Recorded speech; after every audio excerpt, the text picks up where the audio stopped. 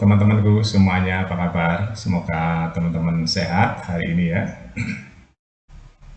Teman-teman, saya mau bahas mengenai Indonesia ya.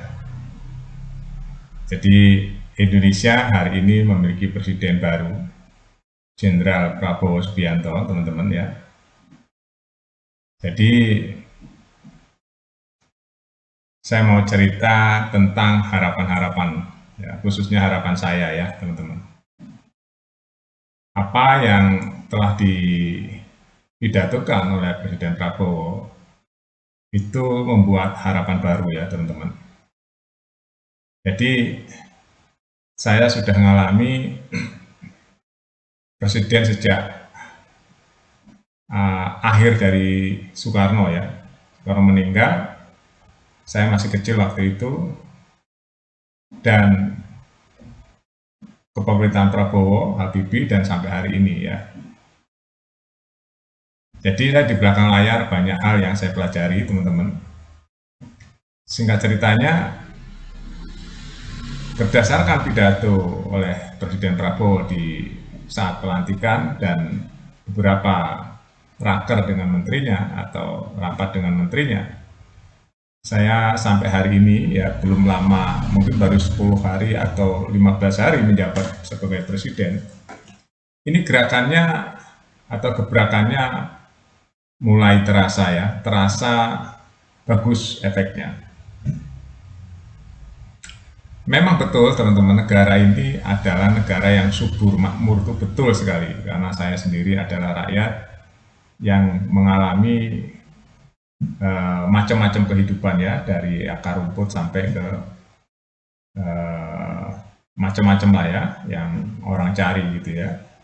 Singkat ceritanya, saya banyak menyaksikan apa yang terjadi di negeri ini, baik di birokrasi, di eksekutif, yudikatif, dan legislatif. Sangat memprihatinkan sekali teman-teman. Sebagai praktisi, sebagai orang lapangan, sebagai orang yang aktif, pasti ya tahu kalau orang yang mempunyai hati nurani, mempunyai karakter yang kuat, ya, tidak mencela-menceli, pasti kita tahu ya. Nah, pidato Prabowo sudah dibuktikan dalam prakteknya nih. Ya, negara yang korup suatu saat akan hancur ya, itu masalah waktu saja. Dan negara yang bersih itu rakyatnya pasti nanti makmur. Apalagi negeri sekaya Indonesia. Indonesia teman-teman ya, kalau teman-teman sudah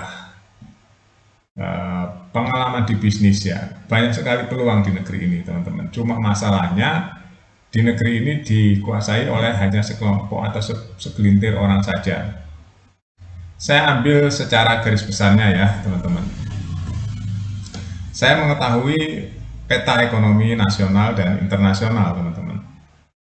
Ya, pertama saya praktisi di pasar modal lebih dari 22 tahun lamanya, dan itu aktif sekali. Ya, jadi saya lumayan apa ya, ekonomi makro, mikro ya, fundamental dan sebagainya apa, karena saya praktisi dan peneliti. Bayangin aja ya, udah praktisi, meneliti lagi ya, berarti kan teman-teman bisa bayangkan sendiri. Memang banyak sekali masalah di negeri ini teman-teman. Ya, mengenai kekayaan Indonesia di mana saja saya ceritakan ya secara garis besarnya teman-teman. Selain dari kekayaan alam, ya, alam itu macam-macam ya, tambang, emas, nikel, batu bara, itu salah satu alam tuh. Belum pertaniannya teman-teman ya, belum pertaniannya ya teman-teman. Kalau melihat kekayaan alam Indonesia, waduh luar biasa teman-teman. Kalau teman-teman lihat perusahaan-perusahaan yang go publik ya, itu terlepas dari permainan emiten dan sebagainya, permainan bandar dan sebagainya, wah luar biasa teman-teman. Karena dunia ini nggak seindah apa yang teman-teman yang nggak sebagai praktisi bayangkan ya. Di dalam atau di Indonesia atau dimanapun ya, mafia di mana-mana teman-teman. Mafia di mana-mana. Makanya Tuhan menciptakan tuh ada malaikat dan ada setan ya. Jadi di mana-mana ada setan, ya, ada mafia, ada penjahatnya di segala bidang. Nah, itu baru yang hasil alam atau kekayaan alam, belum kekayaan yang di laut teman-teman. Ya, di laut juga banyak sekali teman-teman ya. Ada di situ ada sumber daya yang bawah lautnya, ya, minyak, ada gas, ada macam-macam ya. Belum ikannya. Nah, saya mau bilang ikannya nih teman-teman ya. Jadi Indonesia kaya sekali ikan. Kalau dikelola dengan benar, dari ikan aja Indonesia bisa kaya raya teman-teman. Oke, kita balik lagi ke sumber daya yang lain. Pertanian. Nah, pertanian yang sekarang sudah digalakkan oleh Presiden Prabowo ini, saya yakin akan tercapai ya sumber daya atau surplus pangan. Ya, sekarang sudah digarap berapa ratus ribu ton ya sekarang. Targetnya 1 juta hektar, sekarang sudah berapa ratus ribu hektar ya sudah mulai digarap. Jadi itu insya Allah tercapai ya kalau konsisten dan tegas. Oke, sekarang kita lompat lagi ke korupsi. Nah, korupsi ini teman-teman yang bahaya laten ya. Selain tadi mafia banyak, semua banyak, banyak sekali mafia di negeri ini teman-teman ya. Di segala lini ada mafianya atau ada koruptornya. Nah, sekarang koruptor nih. Koruptor akan disikat habis oleh Presiden Prabowo. Saya setuju sekali dan saya yakin rakyat Indonesia setuju sekali ya teman-teman. Jadi kalau saya jelaskan korupsi di negeri ini seperti apa, ya saya kasih gambaran sudah berkali-kali ya, seperti gunung es teman-teman.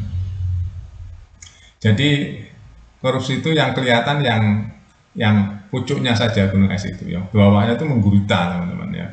Ya banyak sekali yang nggak sial itu banyak di segala lini ya teman-teman. Dari dulu sampai hari ini masuk banyak sekali. Ya bahkan akhir-akhir ini dalam waktu berkuasa 15 hari aja kurang lebih sudah berapa puluh koruptor ya atau yang korup-korup itu ditangkap dan saya yakin akan bertambah lagi teman-teman karena di mana-mana ada korupsi ya cuma ada yang keungkap atau yang belum aja nih ya teman-teman udah dari dulu teman-teman ya dari dulu cuma yang paling parah ya sejak reformasi ini merata sekali korupsi di negeri ini. Nah, jadi apa nih harapan-harapan ya saya sebagai rakyat kecil teman-teman yang cari makan sehari hanya untuk sehari ya. Jadi saya mengerti betul rasanya rakyat kecil itu seperti apa. Berjuang sendiri ya tanpa bantuan. Kadang-kadang bantuan UMKM yang mana ya kadang-kadang saya nggak ngerti itu. Nah, jadi ya paling nggak korupsi bersih dulu lah biar rakyat itu ikut tenang ya. Bahwa dia ikut membayar pajak, rakyat itu ikut membayar pajak loh dari rakyat yang kecil sampai rakyat yang kaya ya itu semua membayar pajak. Supaya pajak yang dibayarkan kepada pejabat-pejabat itu aman dan amanah, ya, bukan dikorup. Itu yang sebenarnya di dalam hati masyarakat yang diem saja itu sebenarnya berpikir tentang itu. Saya banyak ketemu rakyat ya teman-teman. Nanti saya akan punya program ya, setiap hari akan ketemu rakyat, bertanya tentang rakyat. Bertanya tentang kehidupan, bertanya tentang ekonomi, bertanya tentang pengangguran. Saya sebenarnya kalau ada waktu nanti saya akan bikin konten-konten realitas di lapangan itu seperti apa. Itu aja teman-teman ya. Nggak banyak-banyak, saya batasi videonya 10 menit saja. Jadi Indonesia ini kalau pidato Prabowo benar-benar dilaksanakan, ya akan mencapai kemajuan yang luar biasa selain tata kelola yang bagus ya. Pemerintahan ini bersih dari korupsi ya nomor satu targetnya bersih dari korupsi dulu karena korupsi itu adalah penghancur bangsa ini ya di masa depan ya kita update terus nanti teman-teman ya ini opini resmi opini orisinal saya sebagai rakyat ya mudah-mudahan Indonesia semakin baik tidak ada korupsi ya jadi semua birokrat-birokrat itu melayani bukan untuk dilayani ya melayani masyarakat itu intinya teman-teman. Terima kasih, pantau terus beritanya di Buat Makan TV. Sampai jumpa.